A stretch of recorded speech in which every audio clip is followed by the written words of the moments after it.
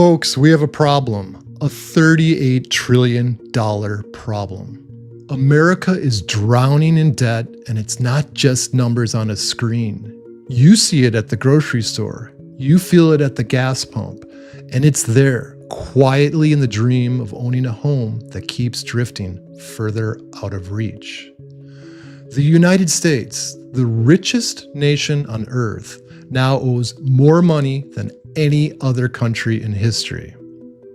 And behind it all stands the one institution that was supposed to keep us stable, the Federal Reserve. But what if the very system built to protect our economy has quietly become part of the reason it's falling apart? To understand how we got here, we have to go back to a secret meeting in 1910 when a small group of bankers and politicians met on Jekyll Island, Georgia. There, they drafted a plan that would change America forever. The meeting gave birth to the Federal Reserve Act of 1913. President Woodrow Wilson signed it into law, believing it would make the economy safer and more flexible. But years later, even Wilson felt uneasy. He wrote, "I am a most unhappy man. I have unwittingly ruined my country. A great industrial nation is controlled by its system of credit. The growth of the nation is in the hands of a few men." Unquote.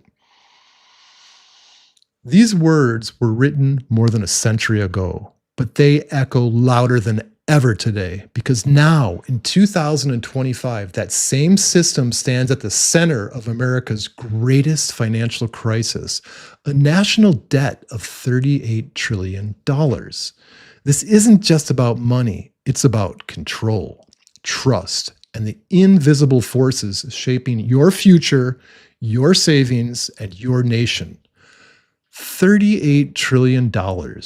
That's the weight of America's national debt. Think about that. 38 trillion. With a population of about 350 million, that's roughly $108,000 for every single person in the country. And here's the part that truly stops you. If you spent $1 every second, it would take you nearly 1.2 million years to reach that number. 1 million years just to spend what we already owe. Think about that. 1 million years of spending just to catch up. This mountain of debt has been growing at a staggering pace. Trillions added in just the last few years. And the cost of paying interest on that debt is now one of the fastest growing expenses in the entire federal budget, on track to surpass what the U.S. spends on defense. This isn't distant concern for economists. It affects all of us. When the national debt rises, borrowing costs go up for mortgages, car loans, credit cards, and business financing. It squeezes future budgets, and it quietly eats away at the value of every dollar you earn. That feeling that your paycheck doesn't stretch as far as it used to, you're not imagining it. It's inflation, the silent result of a system that was built to stop it, but now helps sustain it. So how did we end up here? And why is the very institution meant to protect the economy now fueling the instability it was created to prevent? And remember how it all began. Slipped through Congress quietly in the final hours before Christmas on December 23rd, 1913, while most of the nation wasn't even watching. Before 1913, America's financial system was chaotic. It was fragile, shaken by a series of banking panics, the early 20th century version of viral bank runs. One bank would fail, then fear would spread, people would rush to pull their savings, and the panic would ripple across the nation. The Panic of 1907 was the breaking point. It revealed a painful truth. The nation needed a central bank, a lender of last resort to stabilize the system during crises. In 1910, a small group of powerful men met in secret on Jekyll Island, Georgia. And among them were bankers representing Morgan and Rockefeller interests and influential lawmakers. Together, they drafted the plan that became the Federal Reserve Act. When President Wilson signed the bill in 1913, the Fed's mission was clear: to provide a safer, more flexible, and more stable financial system. Its role was to act like a financial reservoir, making sure there was always enough money flowing through the economy to keep it alive, but not so much that it overflowed and caused inflation. Yet, from the very beginning, the Fed structured raised eyebrows and serious questions. It was public in purpose, yes, but private in design. A system meant to serve the people was somehow built with the fingerprints of private bankers all over it. The Board of Governors in Washington is a government agency, but the 12 regional reserve banks are technically owned by commercial banks in their respective districts. That's right. The very banks the Fed was meant to regulate as part of its structure. Those banks don't control the Fed normal shareholders, but their influence, it's real and it matters. That's why for more than a century, one question has followed the Federal Reserve. Who does it truly serve? The American people or the financial institutions that helped build it? And the ripple effects of that system reach into every home today. To understand how, let's step back for a moment and look at the American household itself. The rich are soaring higher than ever, record profits and record wealth, record power. There are more billionaires now than at any time in human history. But down here, for ordinary people, it's a different story. The middle class is shrinking, but families are working harder, earning less, and falling further behind. The American dream that once defined this nation, where did it go? In the 1960s, a typical middle-class family could live well on one income. One wage earner, often the father, brought home about $5,600 a year. That was the median family income in 1960. It might sound small now, but that income paid for a house, a car, family vacations, and savings for the future, all without debt. Adjusted for inflation, that's roughly $55,000 to $60,000 today. But a family earning that much now could barely make ends meet because the dollar doesn't buy what it used to. Back then, a new home cost about $12,000. A new car, $2,500. A gallon of milk, 49 cents. Today, that same home averages $400,000. The average new car, $48,000. And milk, it costs over $4. Our paycheck numbers got bigger, but the power of the dollar got smaller. In the 1960s, one income could support a family.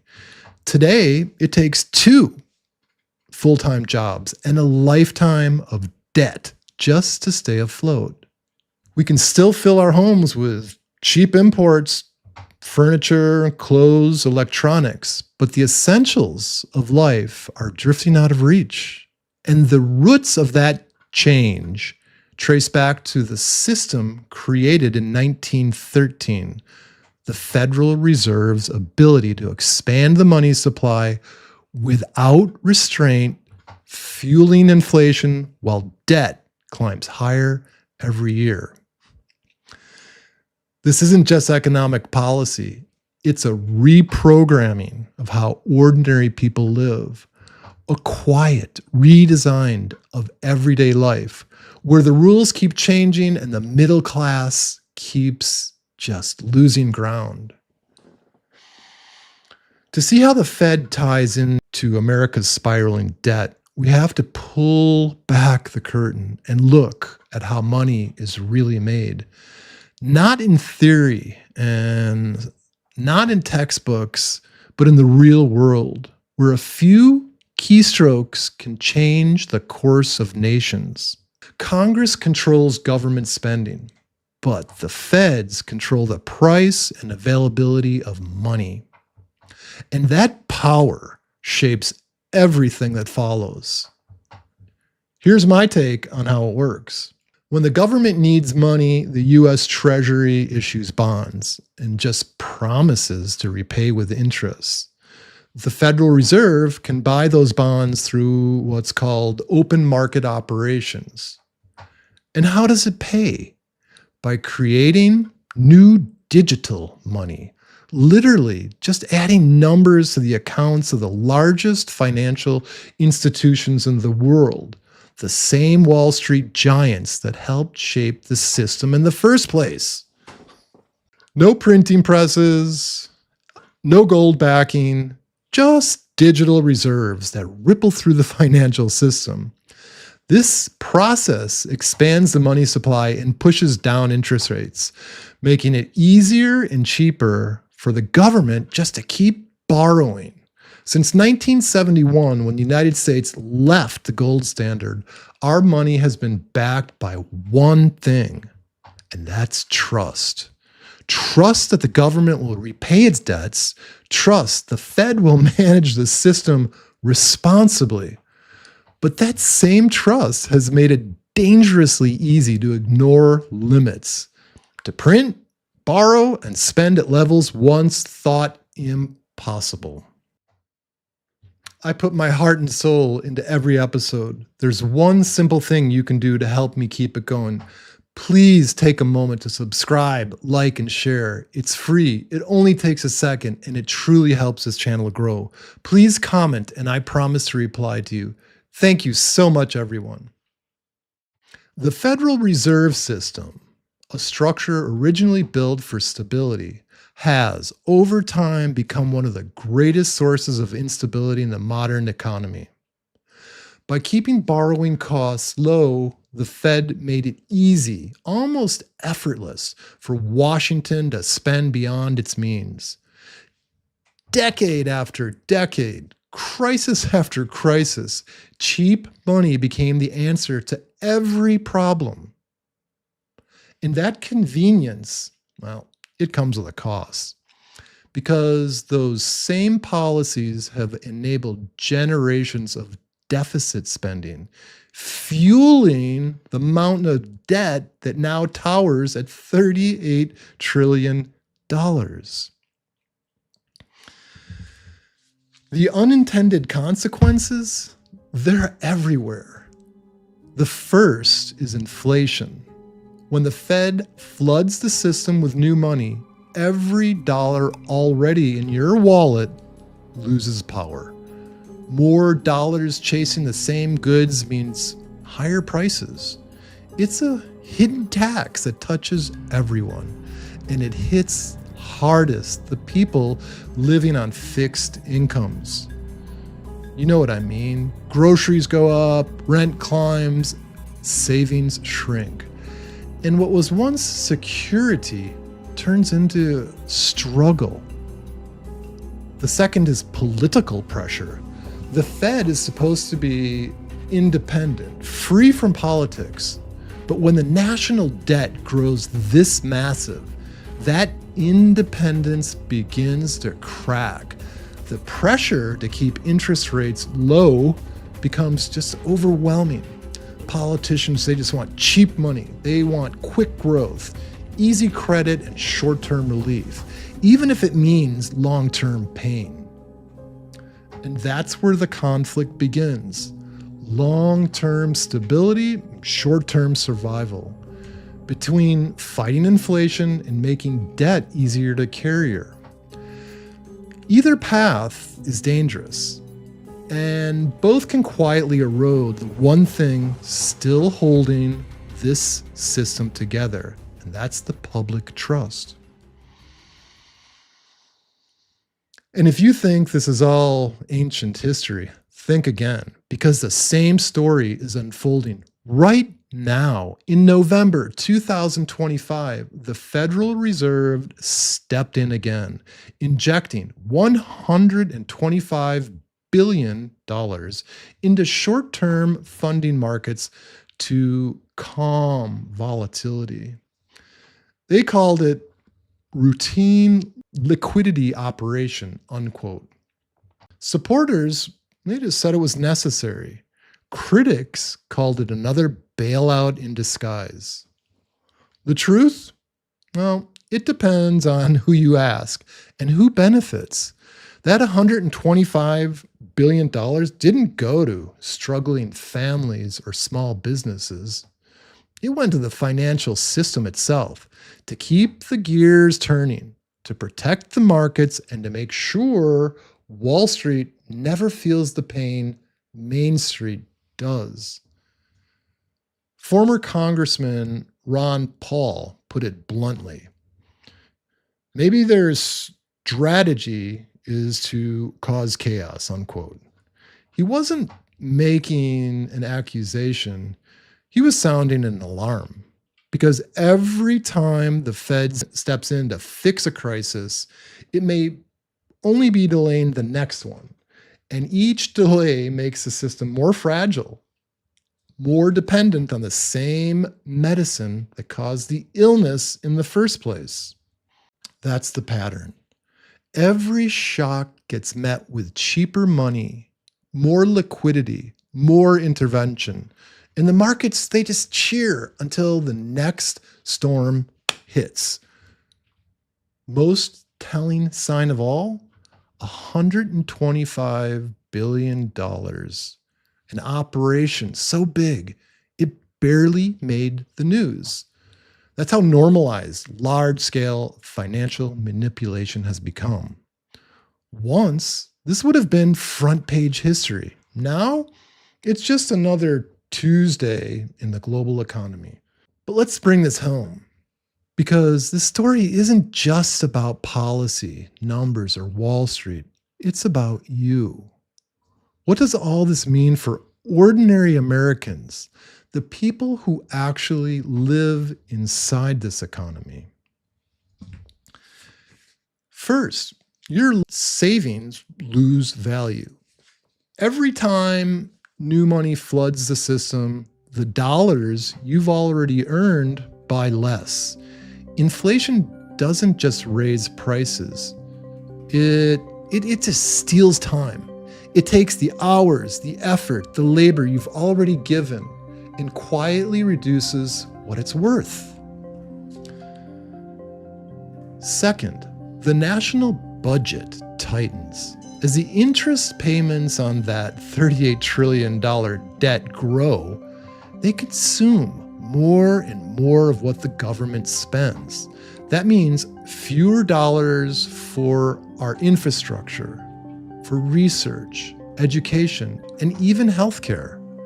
The cost of yesterday's debt is stealing the opportunities of tomorrow.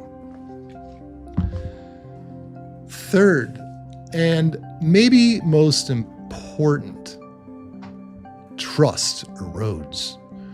When people see financial institutions rescued overnight, while families struggle to pay rent or keep food on the table, something deeper breaks.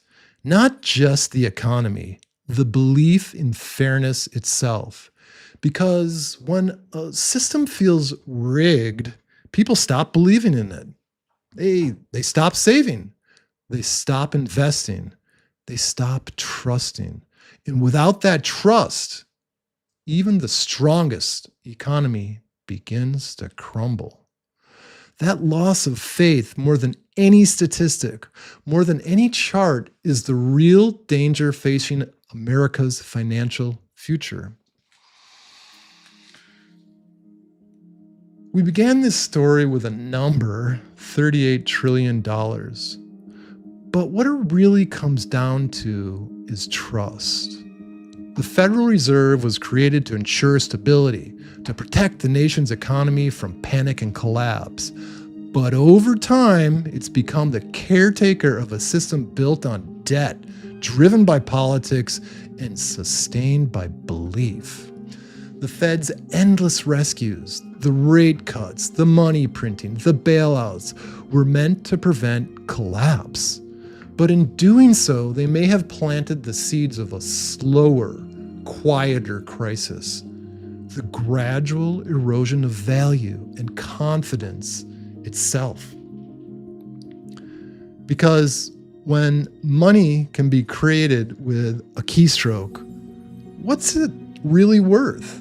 And when trust in that system fades, what happens next? This isn't just about economics. It's about control. It's about who benefits and who pays the price. It's about a nation asking itself the hardest question of all. What happens with faith and trust in the system runs out? Thank you for listening. Please stay tuned for more stories that uncover how power, policy, and history shape the world we live in. Until next time, stay curious, stay awake, and never stop asking why. Goodbye, everyone.